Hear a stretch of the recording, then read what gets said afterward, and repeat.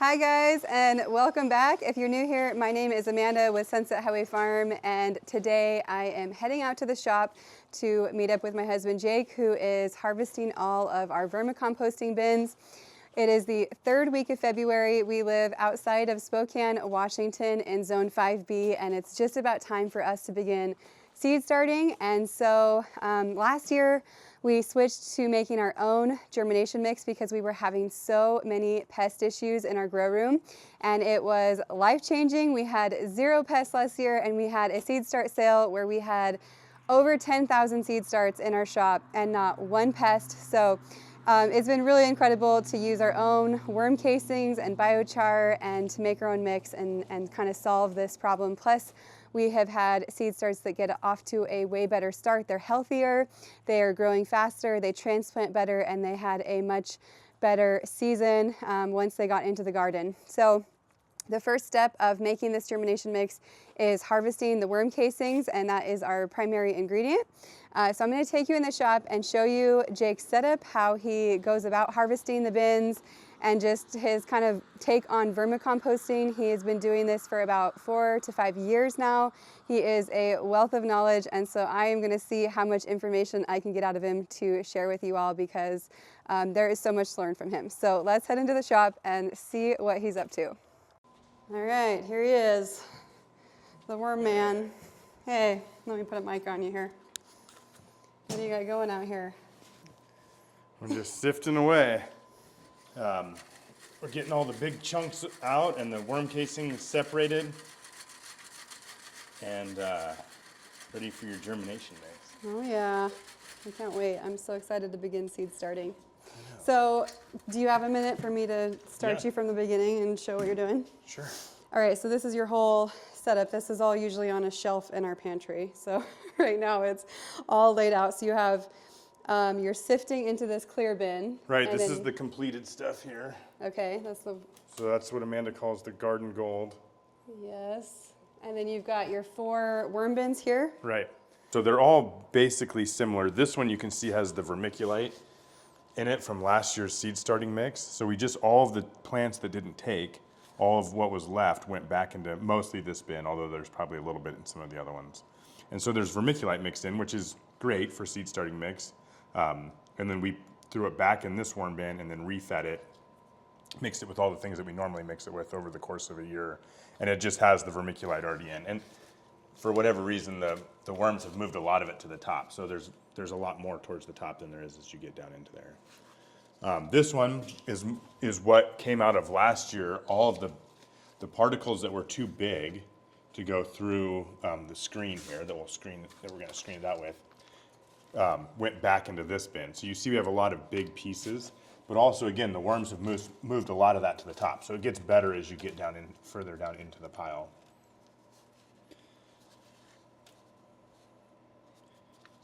And then this one here is kind of the same thing, although we've already harvested a lot of this for this year, so then I've refed it. So this one will just go back in and continue where all the worms that are still alive and everything will go into that bin.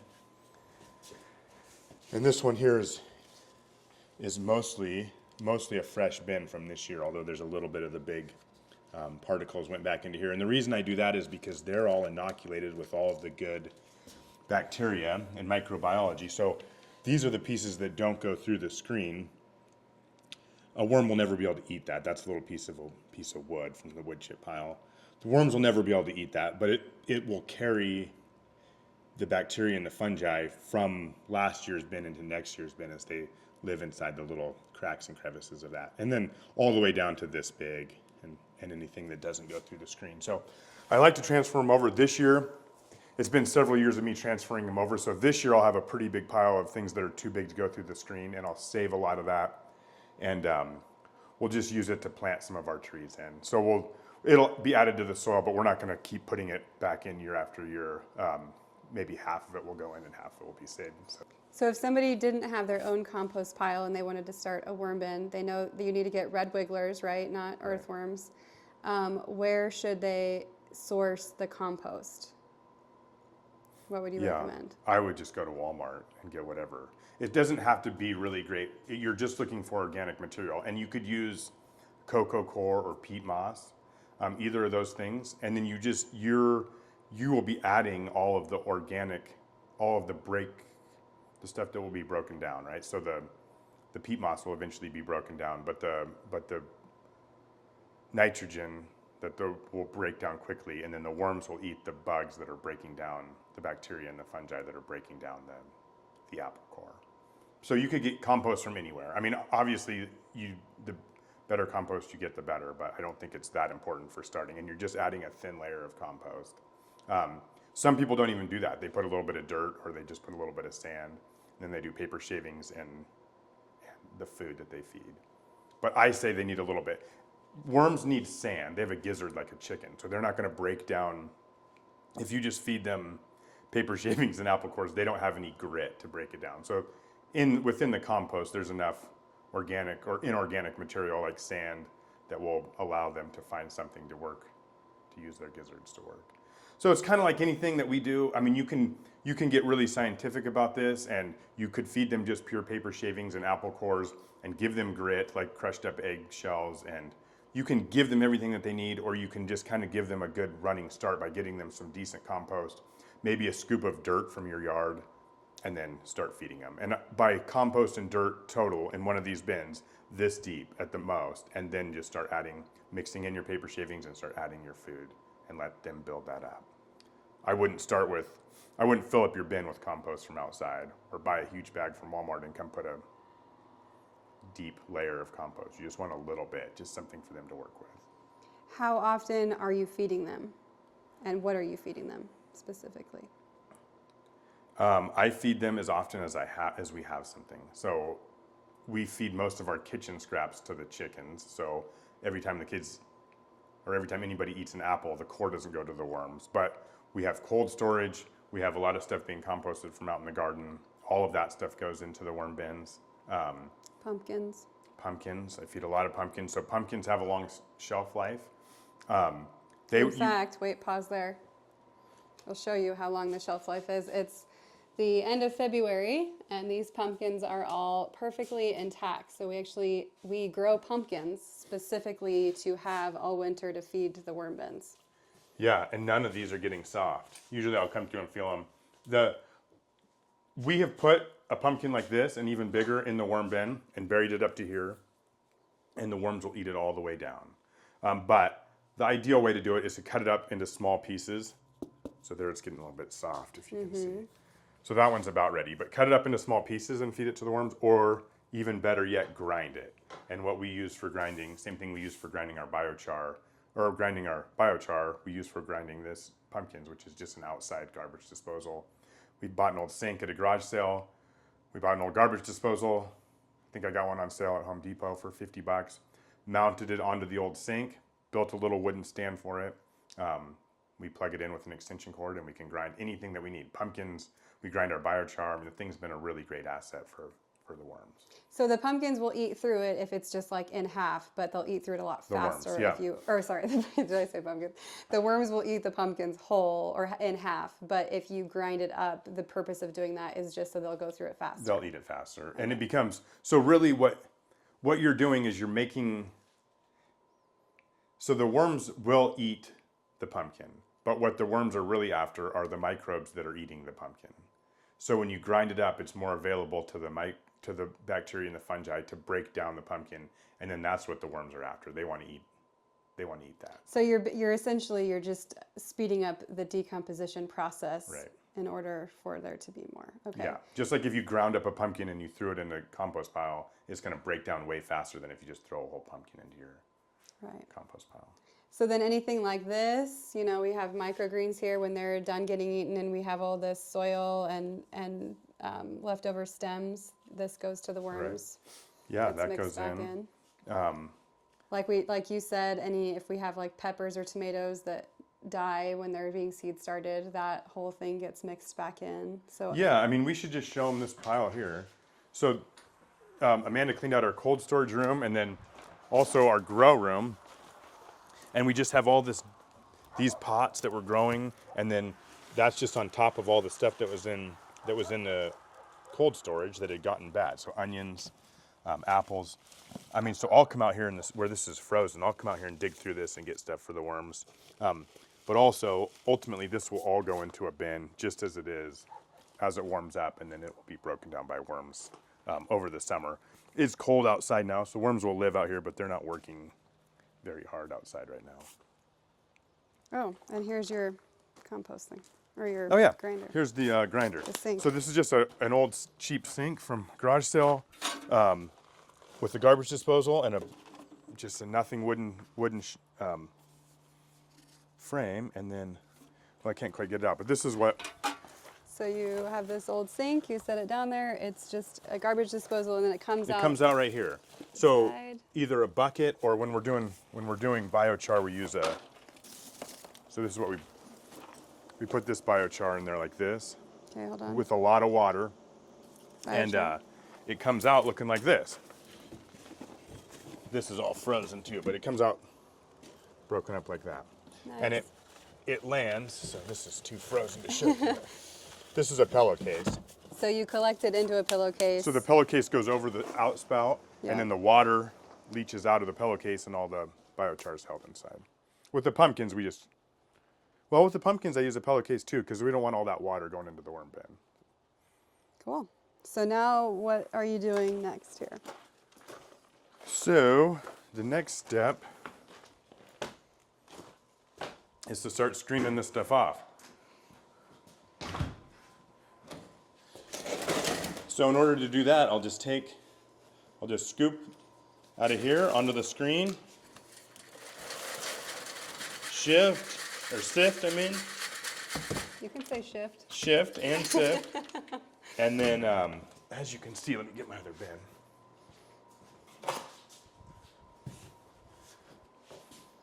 So, as you can see, all the worms are on here.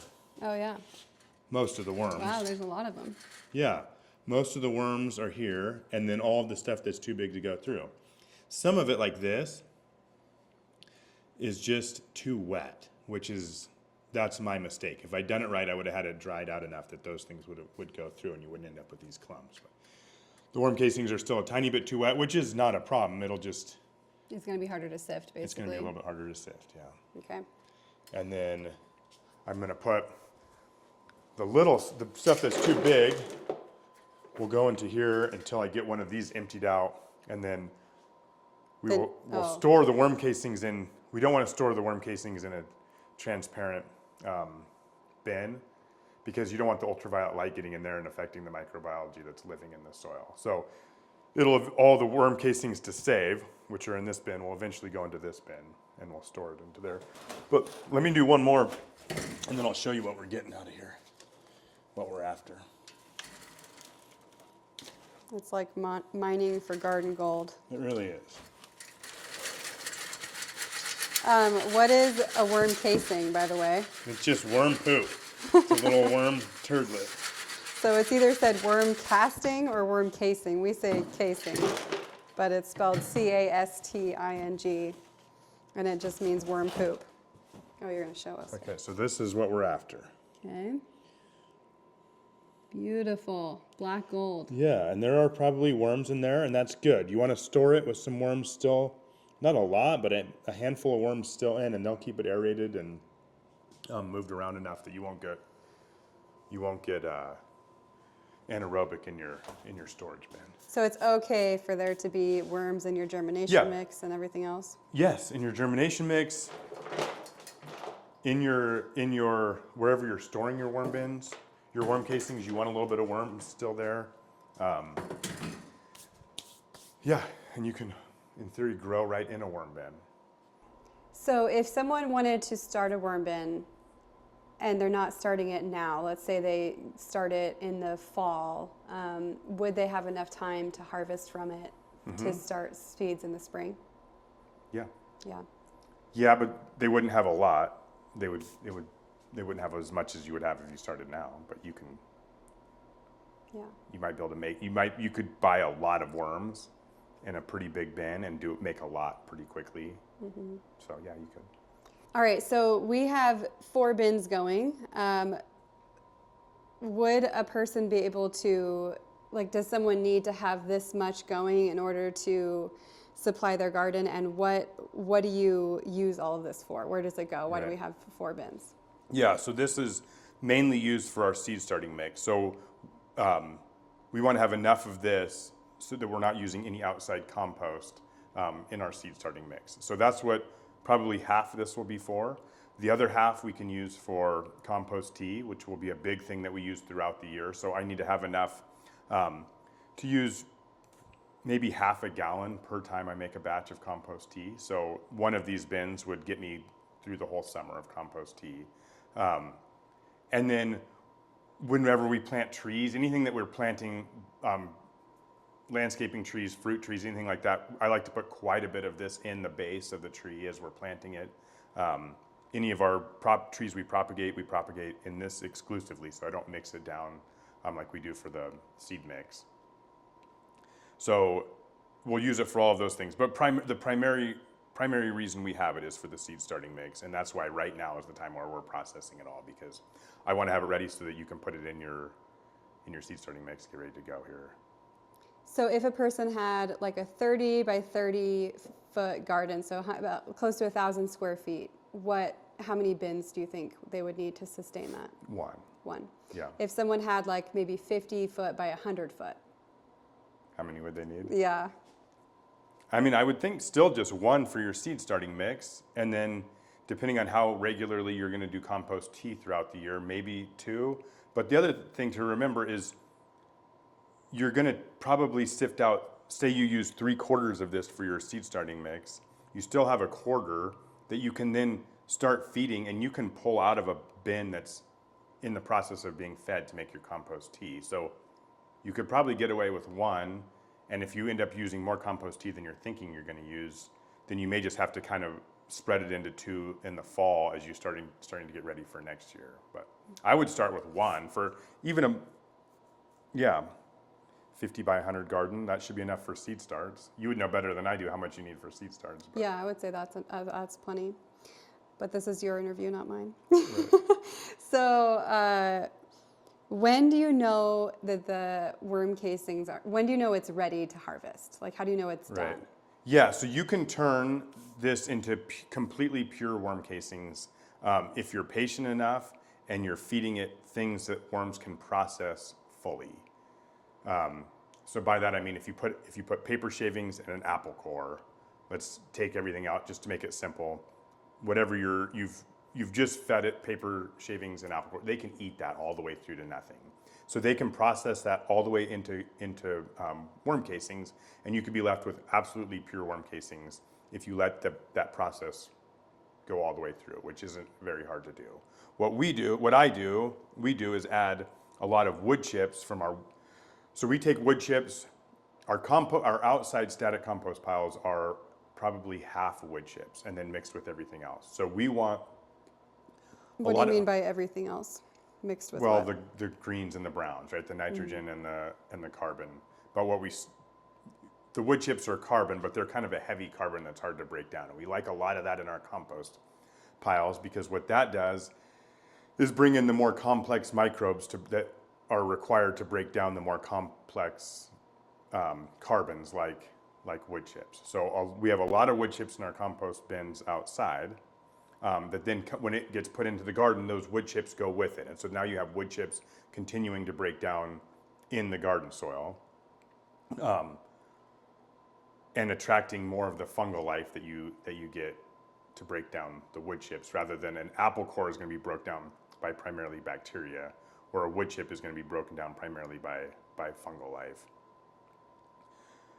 So we have a lot of wood chips out in our outside compost pile. So then when I sift the compost from outside to start my worm bins, a lot of wood chips end up in the worm bins. And the wood chips that end up in the worm bins are never going to be broken down by the worms.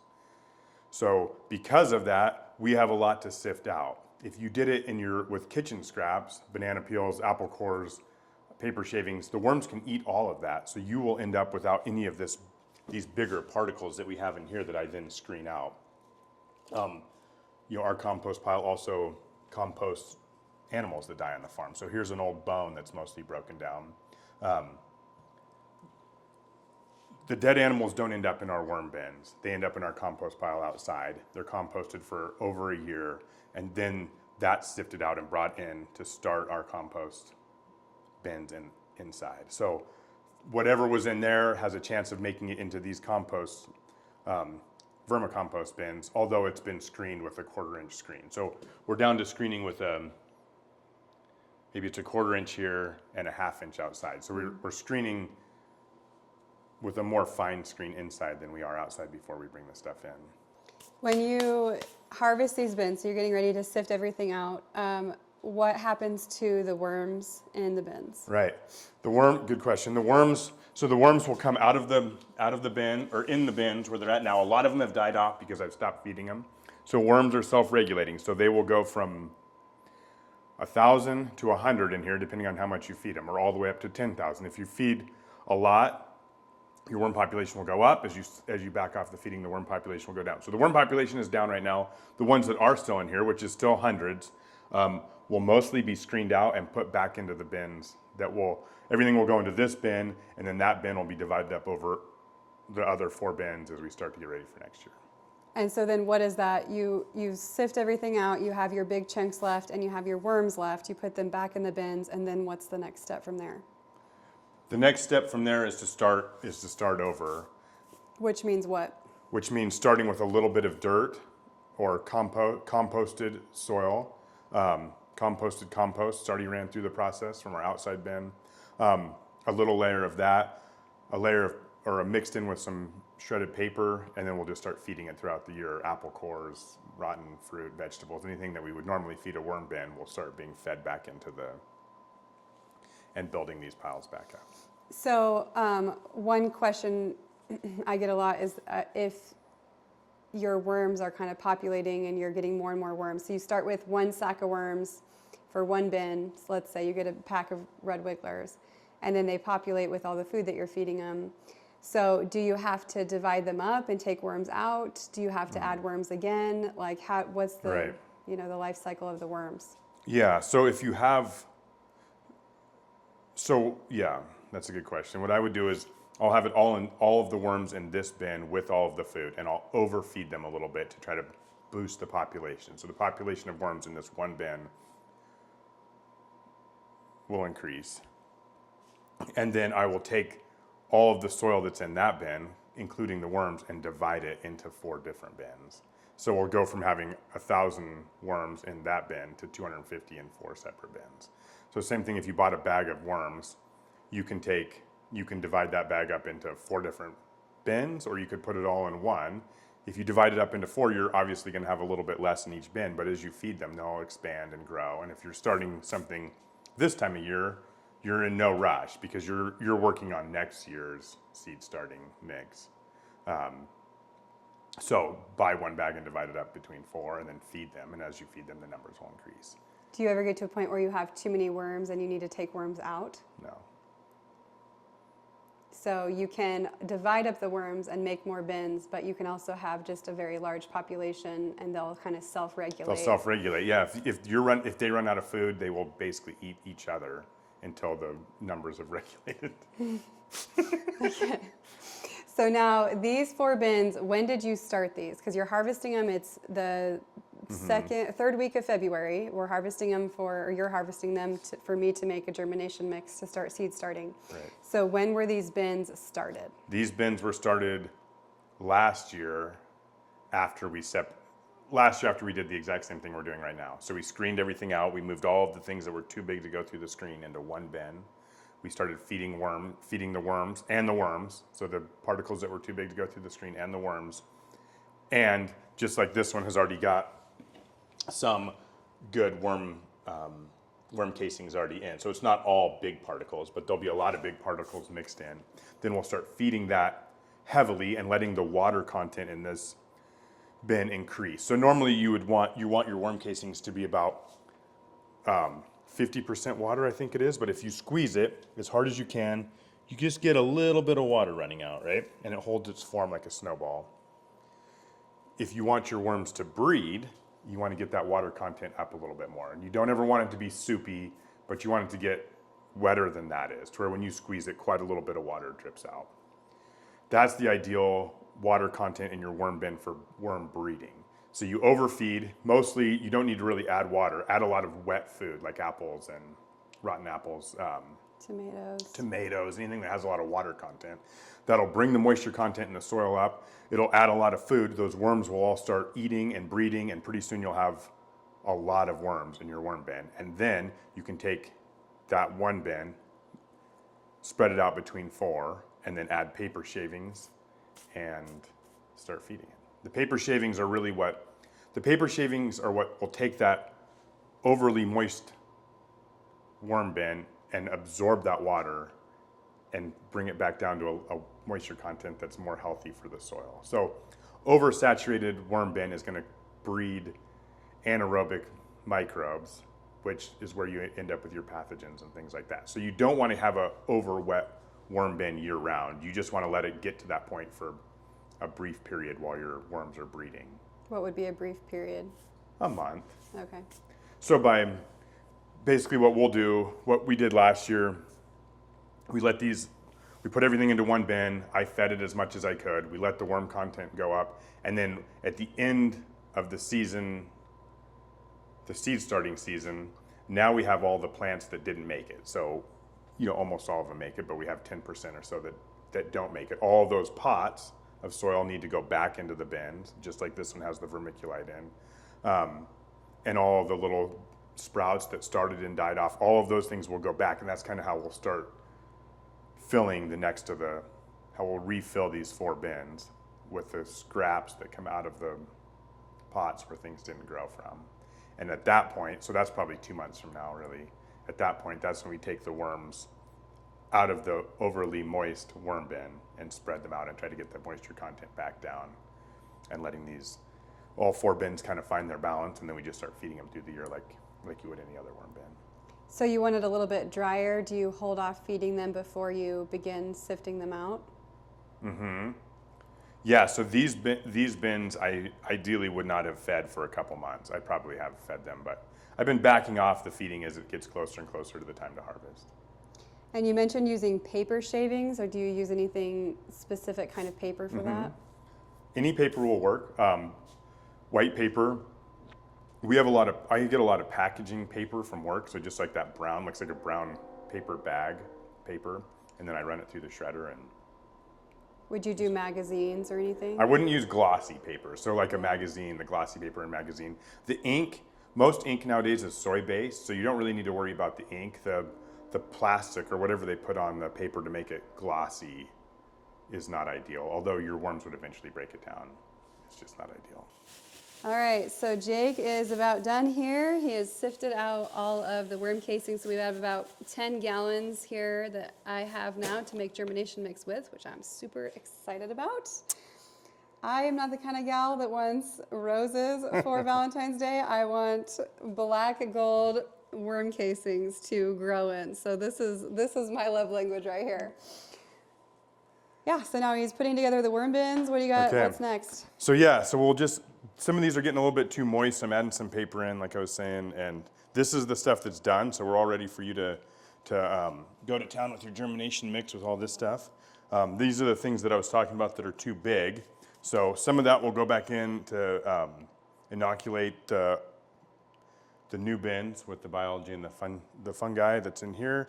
And then, the other thing that I'm working on is I got some worm bins out in the greenhouse that are doing pretty good. I piled compost over them to try to add a little bit of warmth. So the greenhouse obviously is a little bit warmer than outside. Can you show us? Yeah. You want to check them out? Tell us about it on your way. Okay. So it's in a high tunnel. It's in the high tunnel, yeah. So it's a little bit warmer in there, but it's not heated. So the greenhouse can sometimes be heated. This is a high tunnel that's not heated. Right. Everyone calls it the greenhouse but me. Yeah. So we don't want the worms to freeze. If they freeze, they'll die, or they'll mostly die off. So the dilemma with all these extra bins that I have and things that need to be breaking down is there's not room inside for them in the shop. So I thought if I could put them in the greenhouse or the high tunnel, they might make it, and then pile some composting, some of the scraps from the garden in here, or from last year's growing season, and allow those to compost on top of of the worm bin. That might add a little bit of heat and keep them from freezing, which it seems like it's been working. Oh, it's actually kind of nice in here. It's like It's not probably bad. 70. Yeah, I was thinking about setting a kiddie pool up right here. No, it's really not 70. 60, 65, 60. It's pretty warm out here. It's almost as warm as the shop Yeah, it's right now, and the sun isn't really shining. So these are your worm bins. This is so experiment these are you're just running. extra worm bins that we're kind of seeing what we can do with.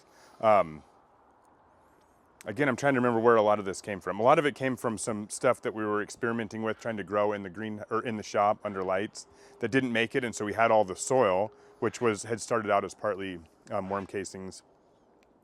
That we then, when we abandoned ship on the plan that we were doing, we had all this soil that needed to go somewhere. So I put it in these bins, put worms in there. And this is midsummer or late summer, but then it started getting cold, and it's like I don't have anywhere inside for them. I can't leave them outside or they're gonna freeze solid, and the worms they won't totally die off, but they'll mostly die off, and they won't do any work over the winter. So then spring will come, it'll warm back up, and you'll find some worms in your bins, but they don't do anything. So I thought, well, bring them out here. I gathered up a bunch of the pepper refuse from around here, piled it on top to allow that to start breaking down, put some chicken manure from our chicken runs in here to get that breakdown process going and starting to produce a little bit of heat. And I think it is. I mean, it's not. And you put snow on top, right? And the snow Right, is melted. and then you need moisture, right? So to compost, you need your nitrogen, your carbon, and you need water. So I just piled snow over the top of it so that if it worked, like I was thinking, as the heat was generated inside, the snow would insulate it to a point and then melt and go down into the. So it melted the snow at least. And my test to see if they're frozen has just been to go around and kick the bins and make sure they're not froze hard or frozen solid, which they're not. And then today I came out and pulled some of this back, and we've got, down underneath, this is working. I mean, see if I can find a clump of worms. The worms are alive look at and all the thriving worms. and doing what they're supposed to do. There's tons of them. Yeah, and so we buried a bunch of peppers in here, and the peppers are all breaking out. Look at it, it's warm enough that there's a spider in there. Dang. I didn't catch him, but yeah. So it's keeping warm enough, and things are going to live through the winter and keep breaking down into compost throughout the winter. And this stuff, at the bottom of it is starting to break down already. Yeah, you can see all the rotted. So yeah, there. and as it breaks down and drips down into the worms, then the worms will eat it. And yeah, so it's working. So far, so good. You have successfully kept worm bins not just alive but thriving through the. I mean, it's been down to like 0 the last couple of weeks. It's been getting 0 degrees Fahrenheit. It's been getting really cold. So. And so this here, I mean, this is nasty, but this is, I'm pretty sure, is a pile of the chicken manure I scraped out of our chicken run. Oh. And so that's where, of course, the most biology is at, right there. And it's warm. It's significantly warmer right underneath there. So, obviously, if the worms are too cold, they're like not the smartest animal, but they're smart enough to know, go to the warm spot. So as long as you can have a little pocket of something that's somewhat warm and composting still, they'll go there. And if it gets too warm, they'll move away till it gets cooler. So the worms they're just like anything, but they're designed to survive. So when there's a lot of extra food, they'll multiply and there'll be more worms. When it gets too cold, they'll find a warm spot, and when there's no more warm spot, they'll start to die off, or they'll clump up and survive the best they can through the winter, and then they'll start coming back in the spring. So they do more than I would expect sometimes. They're a little bit more resilient. So yeah, so that's the outside greenhouse or high tunnel worm bins, and what we'll do is I'll let this go as long as I can before Amanda needs to start moving into here, and then I'll take all the stuff on top that didn't break down. I'll move it out into our composting windrows outside, and I'll come through and sift out the worm casings that are down in this bottom part, combine what I can, probably move some of it inside for the summer or into a shady spot. In the summer, they can be in a shady spot. So on the back north side of our shop, we have, obviously a nice shaded spot. So depending on where they're at in their breaking down, I may just combine them all into this one big bin and let them go through the summer and see where we're at in the fall. Cool. So yeah, that's that. So we got these, we got the ones inside. Got worms everywhere. We got more, really, we have more vermicompost than we need for the way we've been using it. So we've got it up enough to where now we can start using it, you know, to top dress some of our rows or out on our orchard trees, or, you know, we've got options. We got to figure out what to do with it, which is a good problem to have. Cool. All right, well, that's a wrap. Cool. Till next week.